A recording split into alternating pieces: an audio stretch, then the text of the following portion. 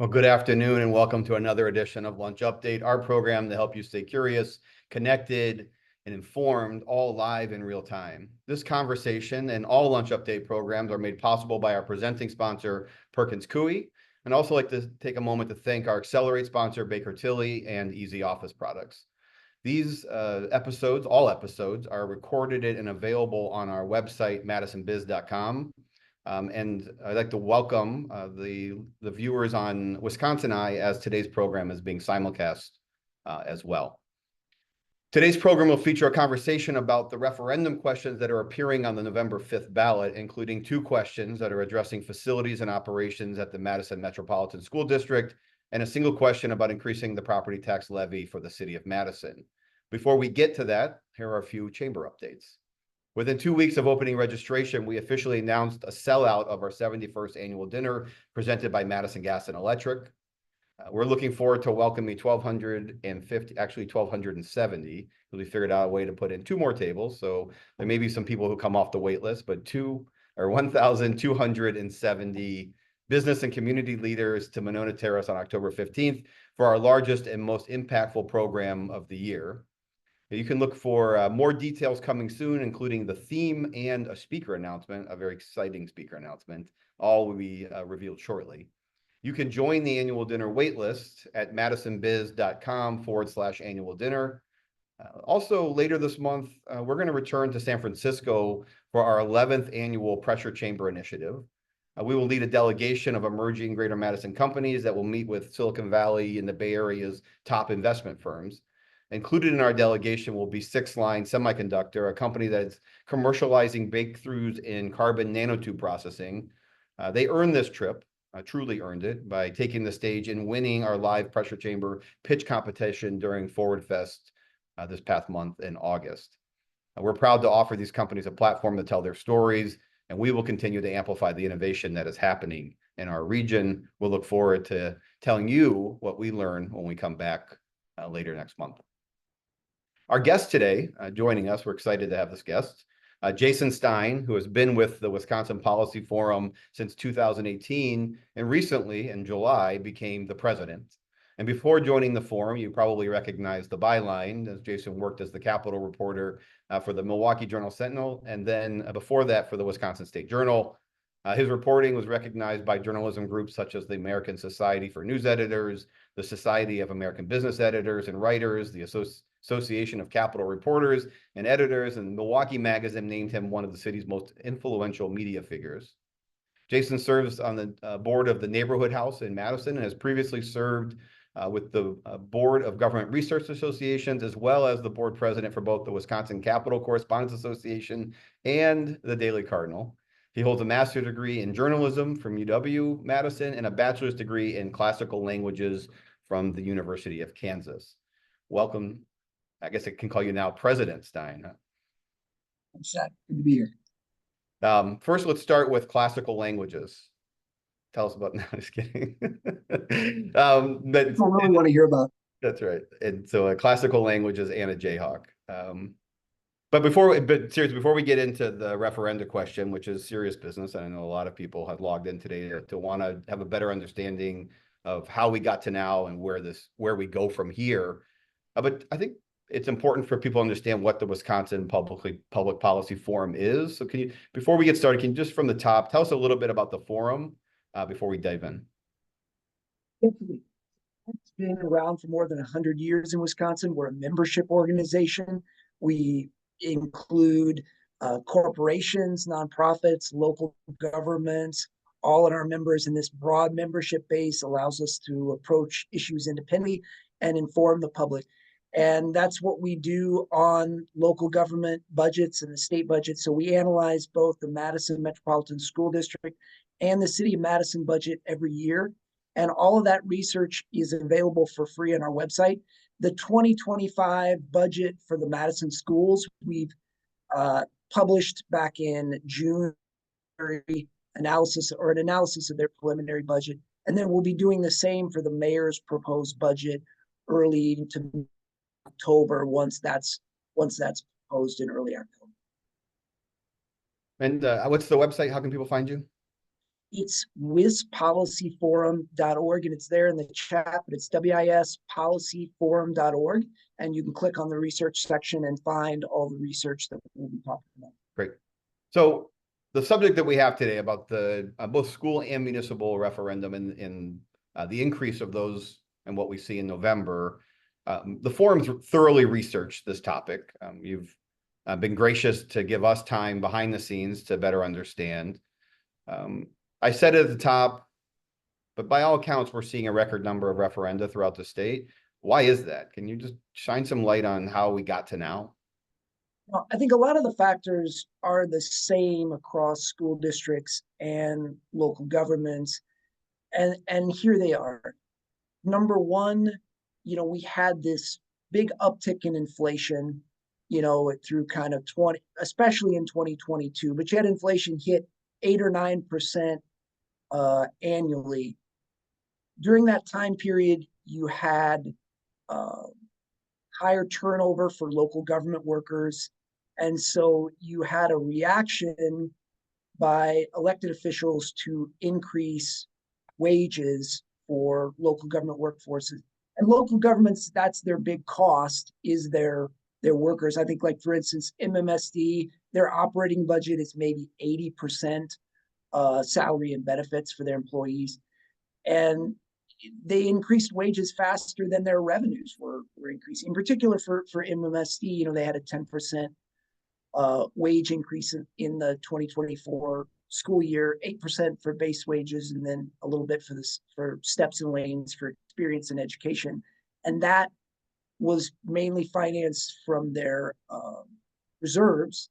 So, now they need to find a way to sustainably fund that. And then, in addition, the state has kept some tight limits on both school district and local government revenues, including property taxes. And then lastly, as a sort of general factor, pandemic aid from the federal government that has been a major lifeline for these local governments over the last few years is running out in 2024 and is not available going forward. So it's a combination of all of those factors, plus some additional ones that are specific to the local governments, like enrollment for the school district. But looking at it both in Madison and statewide, what is driving these referenda? I mean, that's some of the major drivers. So I think everyone can understand the inflation point, right? We all felt it individually. But what are the inputs into the formulas that make it so it doesn't keep pace with inflation? The local government revenues, you're saying. Well, we can take them one at a time. So the city of Madison, City of Madison's general fund, its main set of accounts would be about 70% of the revenues, give or take, would be from the property tax. The property tax for the city of Madison that is used for its operating budget can only grow by the amount of net new construction in the city each year. And, so what you would see there is, if there's 2% growth in property values due to new construction in the city, that's pretty robust. And that's, in recent years hasn't kept pace with inflation. So that's one issue there.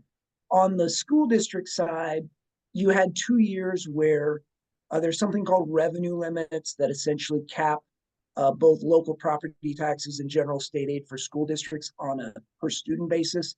And that was frozen by the legislature for 2 years. In addition, the Madison schools have seen a significant drop in enrollment over the past few years. So in the formula for revenue limits, their enrollment dropped from like 27,500 students in 2017 to 26,200, something like that for 2024. So, there's not a lot of growth in the per pupil amount outside of referenda. And then the number of pupils is going down. So it's kind of a double hit to the school district. So those from the standpoint of what's happening with their revenues, those are some of we could talk forever about it, but really wouldn't add that much more than those factors. Okay, so let's keep them split apart for a second then. So just to put that in context, the city of Madison receives the lowest per capita funding from shared revenue in the state, right? Just $29 per resident.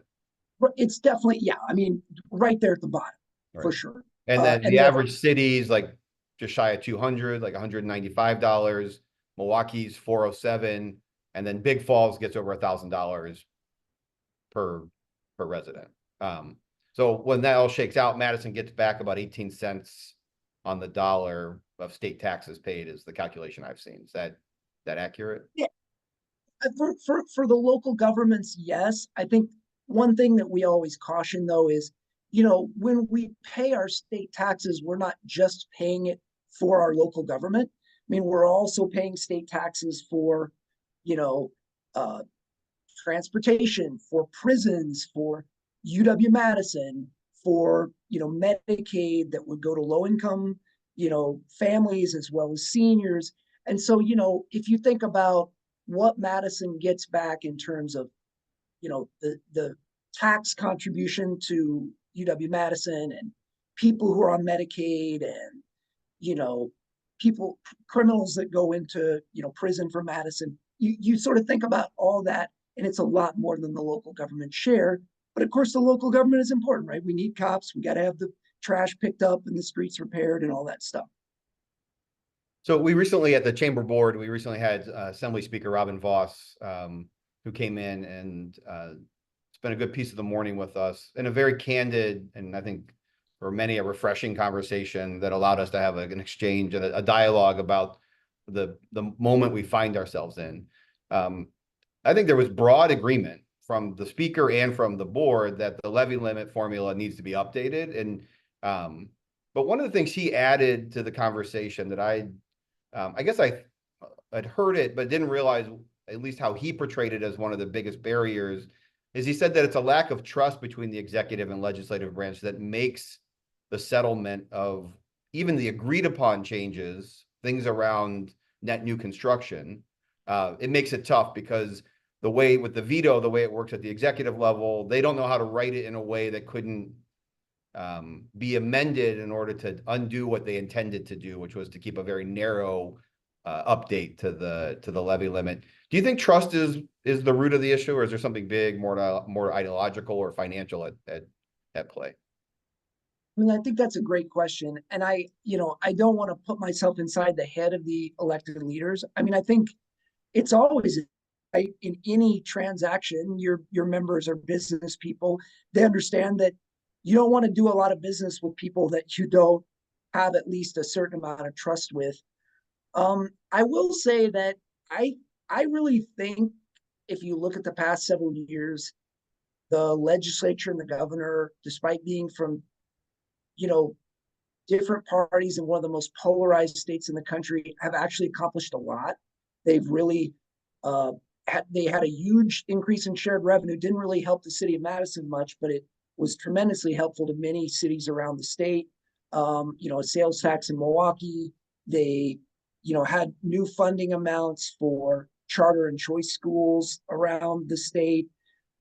They really hit a number of agreements with one another. They've done some big things on transportation funding, whether you like it or don't like it. What they did, it was pretty big. So they got a deal on UW-Madison and the UW system recently that's allowing the engineering building to go forward. So I think they've done more with each other than I would have thought they could have done. So sure, absolutely, it's a problem, but yet at the same time, they themselves have proven they can get over it when they are sufficiently motivated. So if we take the optimistic view, then that they can get things done and they have gotten things done, what are things that you think they should get done when it comes to the formula? What changes are needed from a policy perspective? From the levy limit formula perspective, Yep. yeah. I mean, again, one thing I'll say I should have said from the outset, the forum doesn't advocate for or against specific policies, and we won't, for instance, advocate for or against these referenda that we're talking about in Madison. With respect to the levy limit, I guess here's what I would say: the state has been for many years, both for schools and local governments, passing a number of different requirements on them that they're not necessarily taking all those different requirements into account when they change one. So it's pretty wonky, but I'll give you an example. For the city of Madison, they need to live within the levy limit, which we've already talked about. But then now, in the shared revenue bill, the state aid bill that passed, was called Act 12 over last summer. That put new maintenance of efforts requirements on them for like police and fire. All right.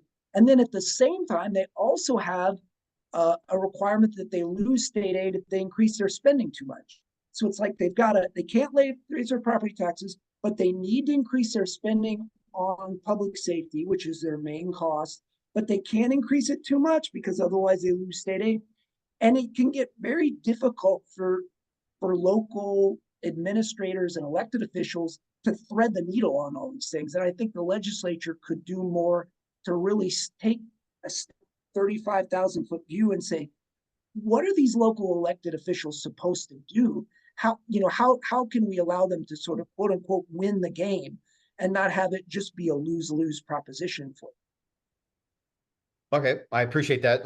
Let's pull it back to the referenda. I mean, we're seeing, as I said in the beginning, we're seeing an increased frequency. I think the statistics bear it out, but you also just feel it. You're just seeing a lot more referenda to raise property taxes.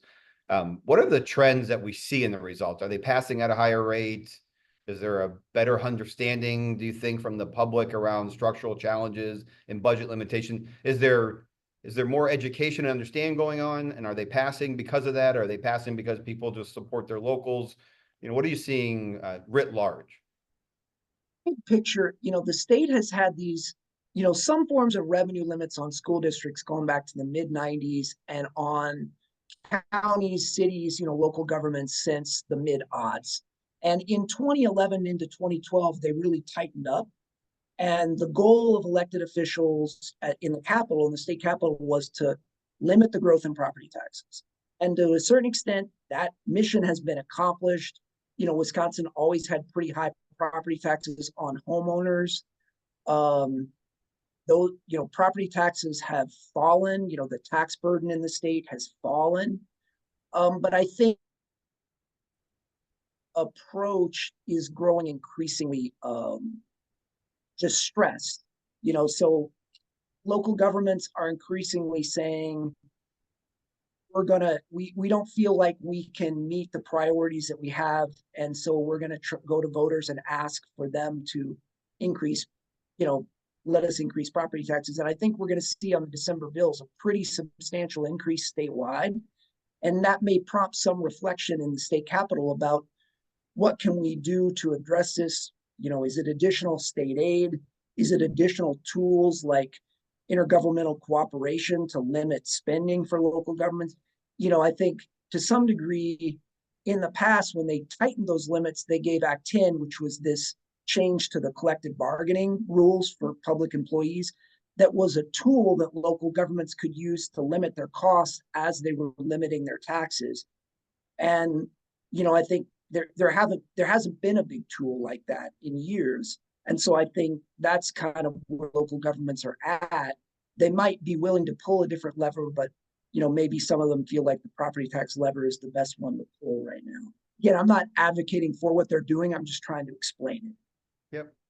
Yep. On both of as we start to dig into the referendum, an individual referendum moving forward in this conversation. So I'll start with the cities, since we were there just a little bit ago. The taxes on the average home are going to go up about $240,000 a year if it passes. I can tell you that I think there are three buckets of people that I hear from in the community. There are people who unequivocally support it, the referendum, people who are cautious and maybe inquisitive about how we got here. They want to better understand it. And then there's just outright opposition. But there seems to be two threads that run through those three groups. One is a little bit of disbelief that we've done everything we can before we go to referendum. I'll ask you about that a little bit later, but I'll plant the seed now. But the other one is the impact on affordable housing. And just the ability of, and I mean affordable in the sense of affordability, right? Just writ large, the ability to obtain housing. You can see just the difference of the average home price from 2016 to 2020 to 2024, just the massive increase that we have seen in assessments in Madison. but one of the things I think is hard to talk about for people is to put it in perspective of what are Madison's taxes, where do they rank, right? Are we paying similar to what others are paying per capita? And so I'm curious as to when you're looking at the city, how does its current tax rate, mill rate, and the actual taxes on the average home compare to others in Dane County or even around the state in Wisconsin? Yeah. So I'll address that right away, and then let's loop back to what the property tax impact would be for the typical homeowner from these referenda if they all pass, because I think that's an important thing to get at. If you look at the, city of Madison is has about, its operating spending per resident in the city is a little under $1,400 in the metric that we've developed in something called the municipal data tool. It's for free on our site.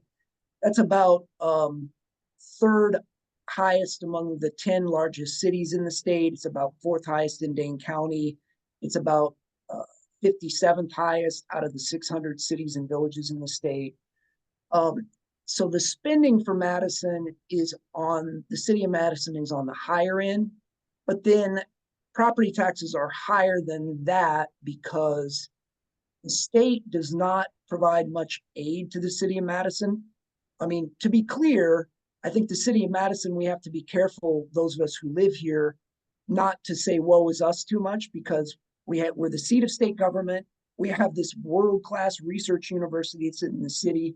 We shouldn't, shed too many tears. I mean, we have a lot of great things going for us. At the same time, because our property values are high, traditionally the state has not kicked in a lot of state aid for city services. And so most of what the spending is on the higher end, and then most of that spending is funded by the local property taxpayer rather than, in the city of Milwaukee, it'd be the opposite, where the state is kicking in a lot more money. And then for the school district, again, if you look at the revenue limit for the school district, it's about $15,400 per pupil. The statewide average is about $13,100. The school district is like second or third highest out of the top 10 districts, and out of the 10 surrounding districts, also kind of in that range. I will say for the school district, similar level of need among the students to school districts statewide. If you compare it to the surrounding suburban districts in Dane County, a higher level of student need within, the Madison schools compared to, the surrounding schools. So hopefully that's giving you at least a little, and again, with the school districts, same thing, the state doesn't provide a lot of aid. And so most of that spending, which is on the higher side, is getting paid for by local property taxpayers for the schools. Let me ask you one more question before we switch to the school district referenda. Yeah. The city of Madison prides itself on a AAA bond rating. We just had the mayor in recently. She highlighted the importance of it and how hard they work to enable that so that they can borrow money at favorable rates. And with the way interest rates are right now, every edge you can get matters. But one of the factors in determining your ability to pay is how this works out in the general front, right? Because the borrowing is the credit card. They got to pay the monthly bill, or at least the minimum, or by the end of 10 years, whatever they're borrowing at, all of it. By our account of your research, it looks like debt service is now the third highest expenditure, trailing only police and fire.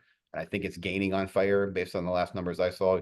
Your research says Madison went from 10% of the budget being used for debt service. Now we're at 16% and we're trending towards 20%. As we're taking all this into context as taxpayers and as city leaders, how concerned should we be about the trajectory of that debt repayment? Well, I think that's a point of concern. I think it should be a point of concern.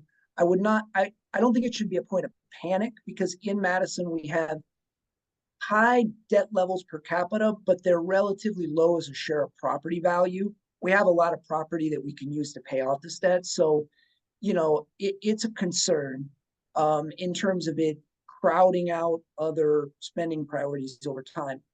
At the same time, it is not really contributing to the present desire to go to referendum because all of those debt payments are exempt from the state limits on property taxes. So the city can raise property taxes by as much as it needs to make the debt payments without going to referendum.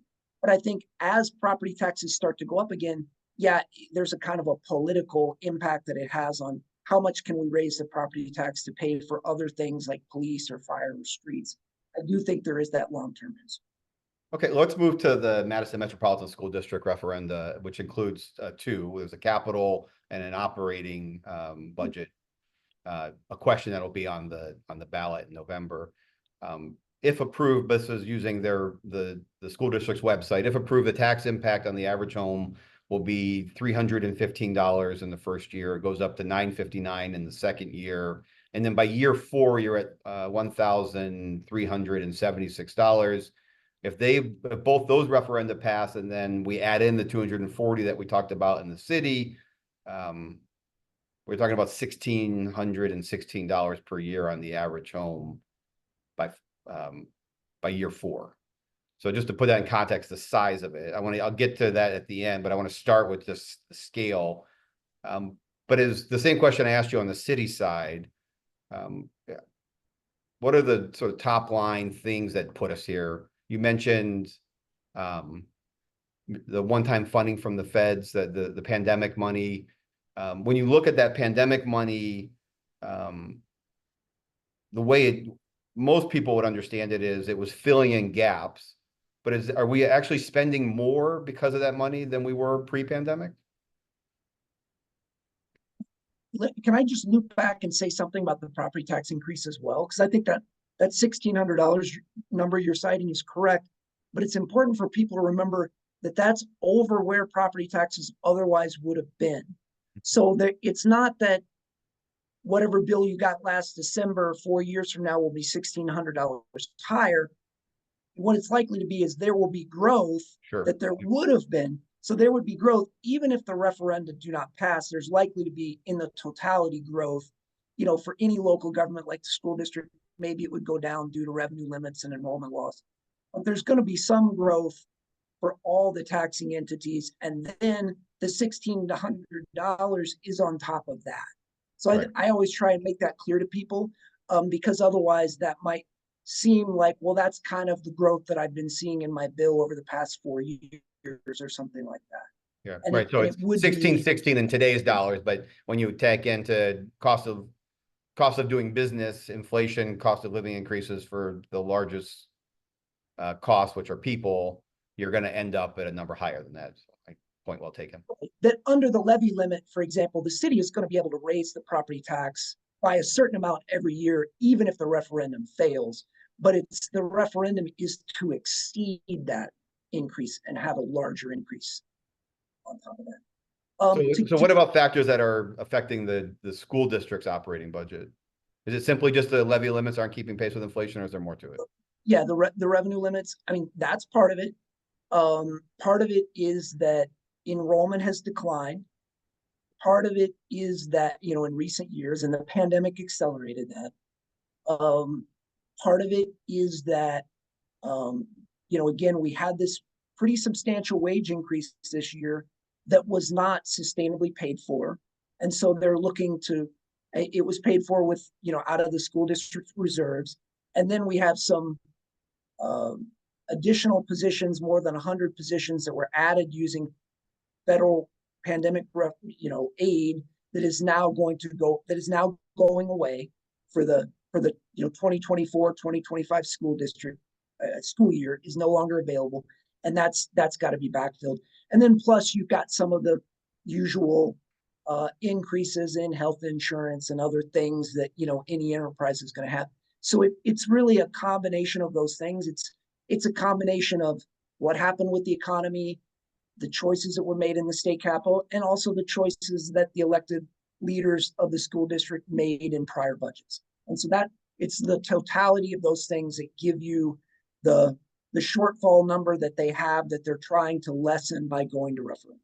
So earlier in the broadcast, I talked about those 3 groups that I've heard from: the support, the curious or cautious or concerned, and then the opposition, and that the thread of a disbelief that Sure. on the local level, everything has been done to close those gaps. It sounds like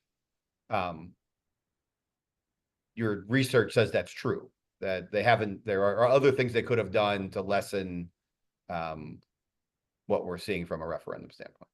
Well, so I mean, there's a, again, I think in some ways this is the area where I'm least qualified to talk about it because I'm not running the local government every day.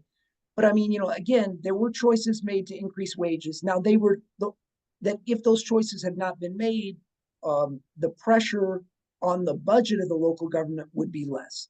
Now there might also be impacts to the programming because maybe turnover doesn't decrease as it has decreased as much, and then there's more pressure. They're losing more employees that they didn't want to lose, and there's impacts to in the classroom, or there's impacts within the police department. So there's that. I think there's always additional things that all the local governments can do. Sure. Let me let you off the hook, because I wasn't trying to put you on the spot of like, tell me if they've done everything they can, but more, I guess the better way to phrase this would be the gap was anticipated, right? If you go back and you see Yeah. right, Yeah. that they knew when taking the votes that they had no sustainable way to cover the spending when the federal dollars ran out. Yeah, I mean, I think with respect to the school district in particular, with the using the pandemic funding for the roughly 110 positions, and then using reserves for the 8% base wage increase, when they increased that from whatever number it was prior, it was maybe initially 3 or 4%, I can't remember. That and we said at the time, a year ago, we said at the time, hey, this is going to have an impact when 2025 rolls around. It's going to be a lot harder. And then on the city side, they did budget to use reserves for 2024. That budget turned out better than they thought it would. But then they also had some use of TIF money and pandemic relief money that, yeah, at the time, we also in that case said, hey, using this money will make it easier this year in 2024, but will make it more difficult. Right. So besides going to referendum, what are the other options that they could have done? Because I don't want to present it as they just didn't make the tough choices, because without people understanding what the tough choices would have been. But what are some of the other options that the leaders could have done to close the gap? Are there things that come to mind? Yeah, I mean, I think one of the win-win things that you can do is look at growth. So, for the school district, anything they can do to, there's some just, we don't have as many kids getting born in Wisconsin today, right? And there's not a lot that they can do about that, making parents more willing to have children, right?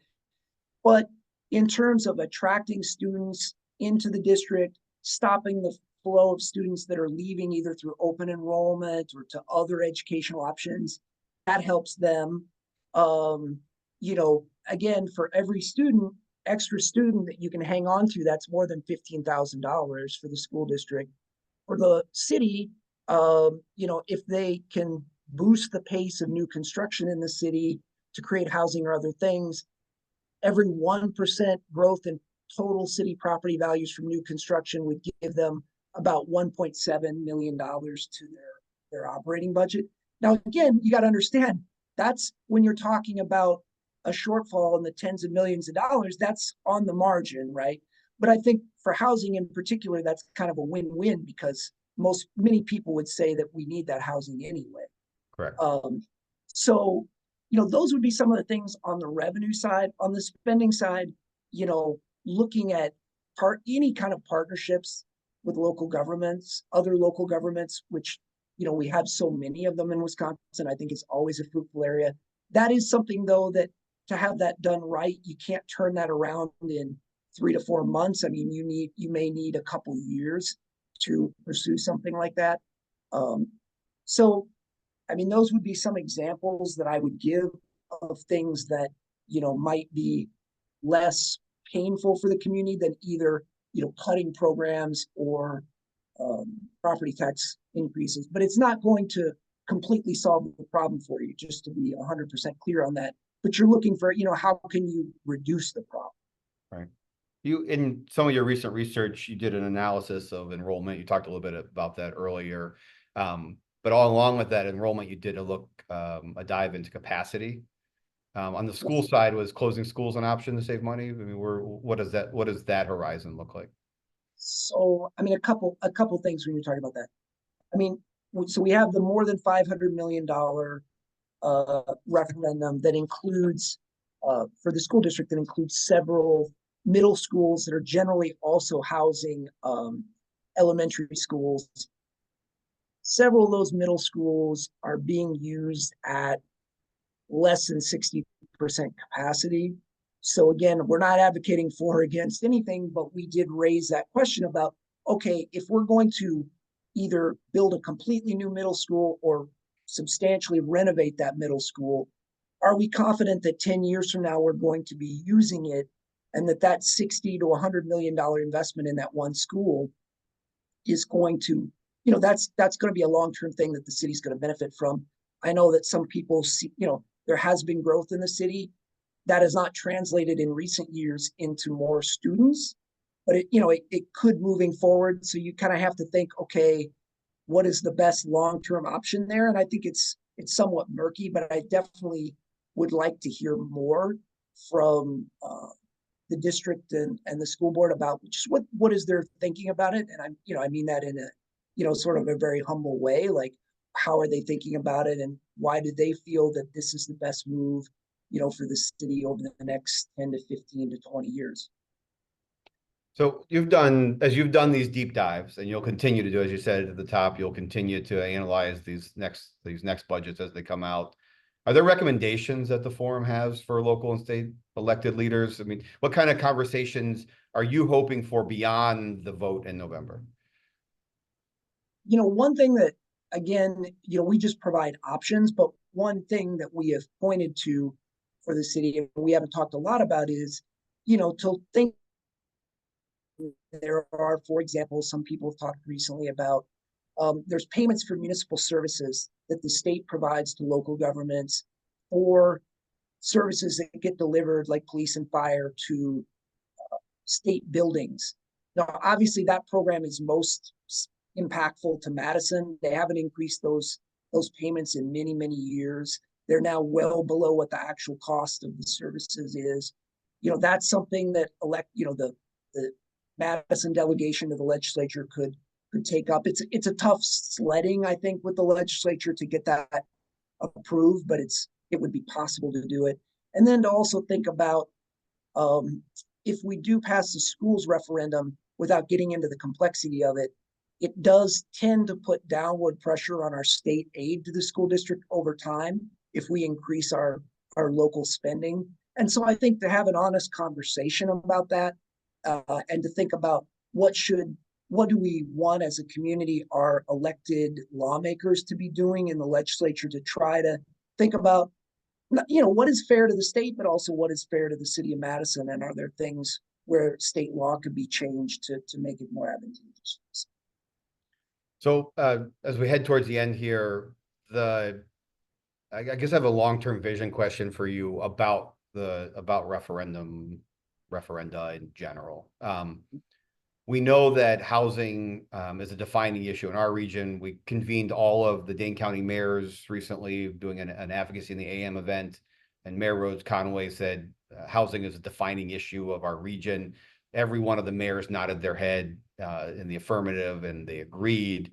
As you noted, and we've researched, and we've told the policymakers multiple times, housing supply for the last decade and continuing now is not keeping up pace with the demand of our region's growth, and the growth that we're forecasting. We've got to really push the accelerator. And to your point, pushing the accelerator on growth does help the budget, both at the school and municipal level. Not huge, it's modest, but it helps, and it's something that is a little bit more of a win-win, I think. Right. But as we're balancing the reality of $1,600 plus annual growth on property tax bills when housing is already becoming unattainable. What is the sustainability of this continued single option? It seems like it seems that we're seeing more and more referenda, more and more school districts, more and more municipalities saying this is our option of last resort. How sustainable is that when you, at some point, you come headlong into people who want great city services, they want high quality of life, they want amazing schools, they want great teachers, yet the fiscal reality and the implications of taxes comes to bear. Sort of what's your take on the sustainability of this model of funding for the future? Again, I think there's going to be a big conversation that's going to happen about it, because I think in November there's going to be a lot of these referenda that do pass, and I think there's going to be an impact when people get their December bills, and I think it's going to spark a conversation next year at the state level. I think that there's no doubt that there are trade-offs in all things in life, and $1,600 on the property tax, there are trade-offs that come with that. I think that it's something that everyone is, just got to weigh as they go into the ballot box. I think it's also worth thinking about, the local, if these referenda pass, the local elected officials do not have to raise the property taxes this amount. It just gives them the authority to do it. So there can be, in the years to come, an ongoing conversation about other things that could happen. Here's the bottom line, just to wrap it up for you. In Madison, we live in a city where the city and the school district and the cost of living is relatively high. The local services are primarily funded by the property tax. The property tax tends to be more disproportionate on homeowners than in other states. So you add all that up, and what have you got? You have high property taxes for the local homeowner. Now, our sales taxes are relatively low, so it's not across the board where, whereas in many other places there'd be a local sales tax that would also be going to the city. There isn't that in Madison. But there are, I think, it's a very salient tax for people. They see it every year, and it's something that, does generate concern. I think it's worth having the ongoing discussion about how do we balance all that with also the concerns that people have for good schools and good city services. Well, Jason, I want to say thanks. I also want to reiterate something you said at the top, that the point of this broadcast was not to tell people how to vote. It was to give them additional information as they're trying to ascertain what the right thing to do is. Again, in the chat, you'll see the forum's website. There's an abundance of research there that you can dig into. I find it easy to digest. I think the average person would find it easy to digest. I also think it's important that we note that although we focused on MMSD, which is the Madison schools, and we focus on the city of Madison, there are other referenda in Dane County, in the territory that the chamber works in, but that you have spent your research in this region specifically on those areas, and that's why we're focused on that. But if you don't live in Madison, or your children don't attend the Madison schools, or you don't have a focus on the Madison schools, you may still have a referendum or referenda on your ballot, and you should do research, but use some of this as a guideline to how we got to now. Is that fair? And I think, again, in like Monona and Fitchburg and some of these other places in Dane County, many of the same things that I'm talking about apply. At least the statewide factors that are, as they're coming to bear for communities with high property values, you're going to see similar dynamics. And to our viewers from Wisconsin Eye, likely, many of them are going to have referenda on their ballots, and equally the things that you talked about apply to those municipalities and those school districts as well. Well, good. Jason, thank you for being here. Thanks to you and the team at the forum for everything you do to shine light on complex questions so that we can make better decisions. I want to thank our presenting sponsor, Perkins Coie. I want to thank Wisconsin Eye for the simulcast. And most importantly, I want to thank all of you for giving us your attention during lunch. And thank you, and we'll see you next time right here on Lunch Update.